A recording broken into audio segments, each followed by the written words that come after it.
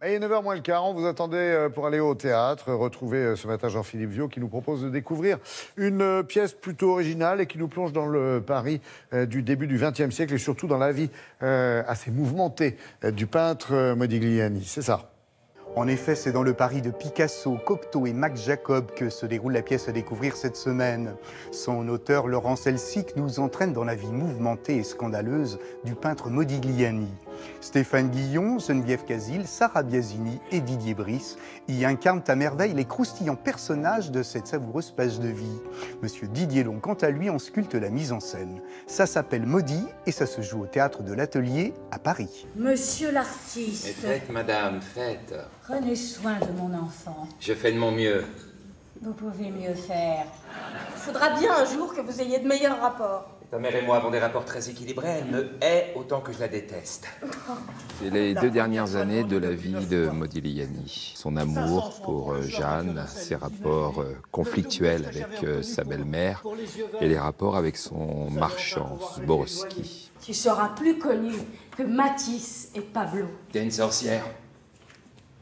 Tu m'as acheté un sort, je suis devenu un petit enfant sage, un caniche. Je bois plus. T'es plus forte que ma mère. Plus forte qu'une maman juive italienne. L'auteur ne voulait pas noircir le tableau. La réalité de ce qui s'est passé pour ces personnages-là est très douloureuse. C'était un peintre maudit qui souffrait de la tuberculose. Elle ne tremble plus. Votre fille fait des prodiges, elle transforme le vin en eau. Près d'un siècle après sa mort, le peintre revit ici, aux côtés de sa compagne et sa belle-mère. Passion, démon, douleur et désespérance se diluent sous quelque éclat d'humour. Au fil de Maudit, la pièce se dessine, se peint et enfin s'expose. Je ne veux pas être récupéré. Mais personne ne voudrait de vous. Nous sommes d'accord. Finalement, nous sommes réconciliés sur une histoire de fête. C'est une fresque sur ses doutes.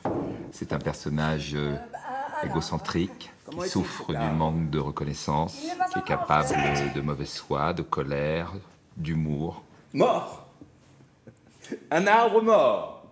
Voilà le dernier Modigliani qui m'a rendu méconnaissable. Même ta mère commence à m'apprécier. Une femme qui me voyait comme le prince des pervers. Derrière la colère se cachent des choses, derrière l'humour se cachent d'autres choses, et on cherche perpétuellement qui sont ces personnages. C'est un ton qui est sans arrêt en rupture.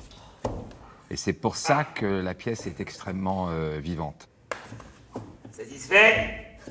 Heureux? Section? Le pire, ce sont les yeux de ta mère. Qu'est-ce qu'ils ont, les yeux de ma mère? Ils me disent adieu du regard. Ils me présentent leurs condoléances. C'est une autre peinture qui se crée chaque soir sur les planches du théâtre de l'Atelier. Entre Montmartre et Montparnasse, rivalité, jalousie, doute et certitude traversent ici l'existence de Maudit avec force et couleur. Impossible de ne pas citer à nouveau le quatuor Guillon, Casil, Biasini et Brice, aussi crédible que parfait. Ce retour dans le Paris créatif du début du siècle dernier est, je vous l'assure, un régal. Alors bon théâtre à tous, bonne journée et à très bientôt. Merci pour les bons conseils Jean-Philippe, on va changer.